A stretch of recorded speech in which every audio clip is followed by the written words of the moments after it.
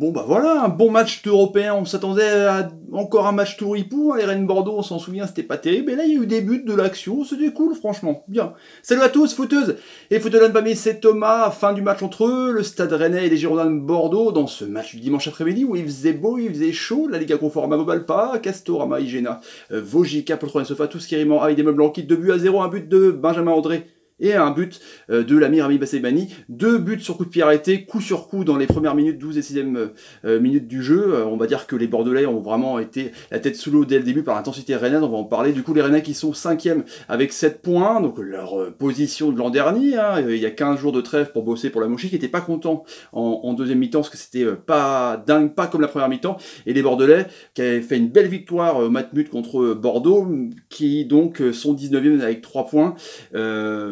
On a senti un peu la fatigue des Bordelais, mais ils ont validé leur ticket pour l'Europa League. C'était peut-être la principale objectif de la semaine jeudi, donc on a senti un petit peu de voilà, ils étaient un peu crevés, pas dans le match dès que ça a commencé, ils étaient un peu dépassés dans tous les domaines du jeu, il n'y avait pas de pressing, enfin ils étaient cuits, ils étaient mieux un peu plus tard. Rennes avait évidemment, bon, on a présenté Ben Arfa, la recrue de 31 piges, hein, qui jouera dans 15 jours, 3 semaines normalement contre Paris ou Nice, comme par hasard, hein, donc pour la Mouchi, il avait fait un 4-3-3 pointe haute avec Grenier, donc il y avait Mecher qui prend la place de Da Silva, parce que Da Silva est opéré de la main dans la semaine, avec l'ami Gélin, Ben Sebaini qui était très bon, même si des fois il en fait trop dans ses gris-gris, l'ami Amari Traoré qui a été vraiment encore énorme, Bourigeau donc qui redescend, lui qui était normalement ailier droit plutôt dans un 4-4-2 là, et donc qui revient au cœur du jeu avec André à côté qui a été énorme, le capitaine du Stade Rennais, et puis devant Del Castillo qui a fait une bonne première titularisation, j'ai trouvé. Ismaël Assar, toujours aussi relou pour marquer. Et Pefok, Sibatcheux, l'attaquant de Reims, avec 17 buts l'an dernier en Ligue 2, qui a été plutôt pas mal, franchement, avec donc Nyang qui a pris sa place en seconde mi-temps. Pour Bordeaux, c'est un 4-3-3, point de bas, c'est exactement le même que je dis globalement, avec Palencia qui est de mieux en mieux le latéral, Pablo qui s'est pété aux adducteurs très très rapidement dans le match, c'est un peu déséquilibré avec l'entrée de Lefchuk qui est un peu moins bon quand même, Koundé qui a 20 balais. Du coup, il a épongé un peu les conneries défensives de ses potes. Pounjé, Papi Plazy, le 37 balais, on sent que ça commence à sentir, hein, quand il y a eu du pressing des Rennais, justement, quand je vous disais, Plazy est tranquille dans un fauteuil quand personne ne presse, mais là, vu que l'intensité qu'a mis les Rennais en première mi-temps, ils n'arrivaient pas de quoi avoir le ballon et développer leur jeu. Sankara qui était bon, les Raguer, puis Kamano, Kalou, les deux ailiers. J'ai surtout aimé Kalou qui a été vraiment le feu follet, qui a percuté de ouf, ça n'arrêtait pas de percuter entre les deux, de renverser entre les deux. Et Brillant applaudi à Stade Rennais qui a passé 9 ans, évidemment, avec une coupe qu'on va d'ailleurs gagner avec les jeunes, mais voilà, c'est un super joueur en point de fixation, un mec qui a un peu réveillé, je trouve, les Bordelais. Et dès le début de première mi-temps, on voit que les Rennais, dans la conservation de balles, ils alternent à la fois les jeux sur les côtés, les doublettes, Traoré, Sarr, c'est énorme, Ben Sebaini et Del Castillo, c'est pareil, et puis Grenier qui essaye de faire des 1-2 et des remises dans l'axe avec Pefok, enfin un avant-centre pour le Stade Rennais, et du coup, ça se passe bizarrement sur coup de pied arrêté, alors que dans le jeu c'est bien, mais ça se passe sur coup de pied arrêté, donc ça prouve les différentes forces de cette équipe rennaise. Corner donc de l'ami Grenier sur un caviar, mais on voit que André est complètement détaché du marquage bordelais, et on voit qu'il crie, on entend qu'il crie j'ai, et il arrive, boum, coup de boule juste au-dessus de Costil, 1-0. Ensuite Sibatcheux est pas loin de faire le 2-0 avec un contact avec les rageurs. Il y a limite de la faute quand même, parce qu'il le prend à l'épaule, mais Costil qui a fait 4 gros arrêts, il aurait pu avoir plus,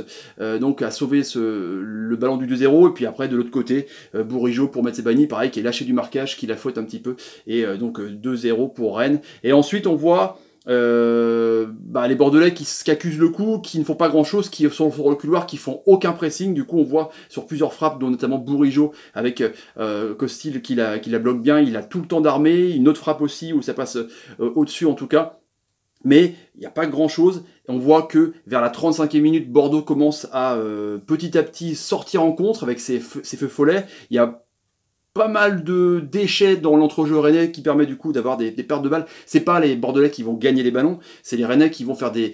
un peu peut-être trop de gris-gris, donc ils vont perdre des balles, et donc ça va profiter aux Bordelais avec les Ragueurs qui sont dans la surface de réparation, qui tire au-dessus. Après, il y a une belle frappe aussi sur un beau mouvement de Kalou qui provoque, qui arrive à Kamano, ses tirs croisés, et Koubek, il est ouf. Et après, il y a une superbe action qui résume un peu la première mi-temps, parfaite référence des Rennais, avec Del Castillo qui provoque sur son côté, Sibachou qui laisse passer, et puis Sarr qui tire, mais qui tire dans l'angle fermé alors que le but était ouvert, et c'est arrêté à moitié de l'épaule, mais c'était involontaire, de l'ami Koundé. Donc c'est vraiment une mi-temps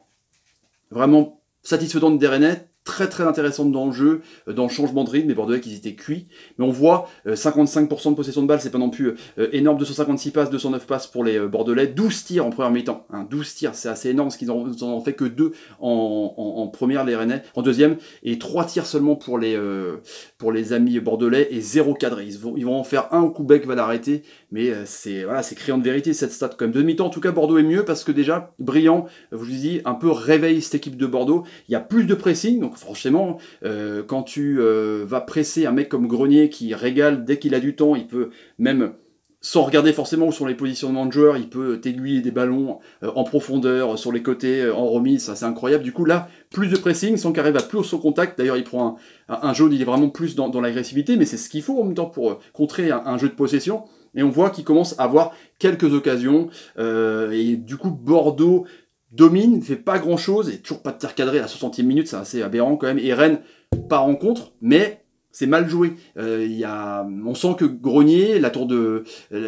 lancement, et la rampe de lancement est un peu fatigué parce que ces ballons n'arrivent pas. Pareil, Sarr essaie sur son côté, mais c'est des ballons qui sont mal appréciés. Du coup, on voit que Mba Niang rentre, et là, il a même de la puissance de ouf. Il rentre sur le côté gauche au début, et c'est énorme, quoi. Il prend de vitesse pas mal de fois. Il a un duel aussi avec Kostil. Après, il y a Thomas Basic, un jeune croate international à espoir, qui rentre, qui a une occasion vraiment assez intéressante devant Koubek, justement, c'est ça. C'est sa frappe, mais elle est captée, c'est peut-être le seul tir cadré de l'ami des Bordelais, justement, avec un bon 1-2 entre Basic et Sankaré, où Sankaré, justement, hop, tire le montant sur le montant de Koubek qui n'avait pas bougé. Du coup, on va dire que c'est peut-être l'action la plus dangereuse des Bordelais, et puis les Rennais sont dans la gestion un peu plus dans cette fin de mi-temps, donc... La Mouchi n'était pas content parce que c'est vrai qu'ils n'ont pas été fulgurants comme en première mi-temps, ils ont plutôt géré, moi je dirais qu'ils étaient plutôt dans le danger parce qu'ils essayaient d'en faire trop, ils prenaient pas le temps de lancer leurs actions alors qu'il y a eu pas mal de contres, mais ça aboutissait pas en tout cas. On a vu un très très bon Rennes, une très bonne première mi-temps, une deuxième un peu moins bonne, et Bordeaux qui s'est fait complètement prendre à la gorge dès le début avec du pressing, parce que la fatigue des Bordelais, ça s'est vu dès le début, et ils ont bizarrement, étrangement, été mieux en début de deuxième mi-temps, et puis après ils ont replongé ce qu'ils n'arrivaient pas. En tout cas, un match de foot intéressant entre deux équipes européennes. On leur souhaite quand même qu'ils fassent une bonne campagne en Europa League. Mes tops et mes flops, j'ai trouvé Grenier énorme, et André en capitaine complètement énorme, récompensé vraiment d'un bon but, un bon Sarr aussi, enfin un bon avant-centre, même je dirais 2. Kostil qui a fait 4 arrêts, qui a sauvé un peu les meubles, Jimmy Briand, sorti peut-être un peu trop tôt pour moi, et puis Kalou qui est vraiment intéressant pour les Bordelais. Voilà les amis, pour le débrief de ce Rennes-Bordeaux, si vous avez envie de vous donner la chaîne, n'hésitez pas à taper sur ma ganache, partagez la vidéo sur Twitter et sur Facebook pour me soutenir, c'est important, et je vous en remercie. Mettez les commentaires ce que vous pensez un peu de prestation rennaise et bordelaise, carrément, mettez des pouces quand l'ami Clément Grenier fait une bonne passe, merci Clément, ou quand l'ami Les Raguer fait une bonne passe, merci Lucas, et carrément. Je vous retrouve pour le Saint-Etienne-Amiens, je fais le débrief, à tout de suite. Salut, et salut. C'est pas mal, Rennes. Et avec Ben Arfa, ça va être encore mieux.